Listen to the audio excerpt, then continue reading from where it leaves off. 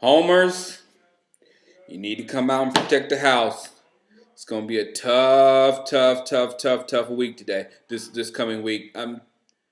That game was absolutely enormous. It was huge. It was gigantic. And we didn't rise to the occasion. The New York Giants did. After the second half, Flozell Adams and I know when they said that they didn't accept the penalty, I said, man, they using that. They had already, got a bunch of steam right before the half. With those two quick touchdowns. But then, after Flozell did that, it was like they had a mission. I mean, that was huge. I was gonna go into the stats because I just had to wait and see what Strahan do to Jimmy for the fork and stuff. But I went in there and I listened to Terry Bradshaw, and he said 55 pass attempts or whatever. And then I was like, I'm not dealing with that. I'm not calling Garrett out of nothing. I'm not calling anyone out. It was a game where you had to elevate your game to win it. It was something that we have failed to be able to do for year after year after year. Whenever it's a big game, whenever we're facing an opponent that has something on the line that we're going in there to face, that we just don't rise to their level. And today we didn't. When they came out there in the second half, they pushed us around. I don't know if it was my new pretty high definition TV, but when I was seeing the offensive linemen, when they were doing close-ups, I know y'all saw when they did close-ups of the offensive linemen, and they were just fighting. They came out fighting. Brandon Jacobs came out. They came out a determined, cohesive football team. Something that I was hoping that we would get turned into in this final stretch, but right now, we can't lose but one game. We can't lose but one game.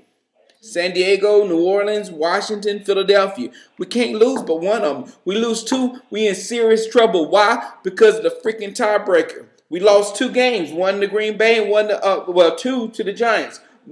Meaning we both lose the tiebreaker there. If we end up with the same amount of losses as those two teams, we're out and they're in. That's from us losing a game to them. So I mean, we're in horrible shape. We have to finish a game ahead of the Giants or the Packers.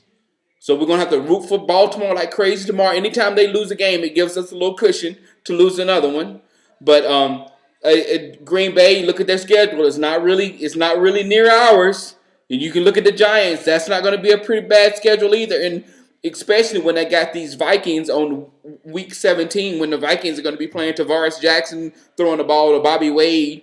You know what I'm saying? Rushing Chester Taylor. They're not going to play that last game. There's no reason to play it. Unless, some kind of home field, so they'll play one half. You know what I'm saying? It's not the whole thing. So we are in. There's a lot of Cowboy fans understand that this was probably the turning point.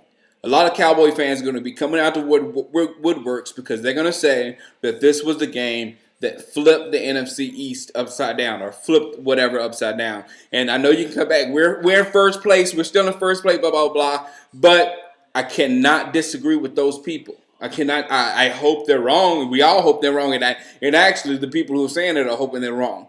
But from what we're seeing, from what we've seen, it's just not.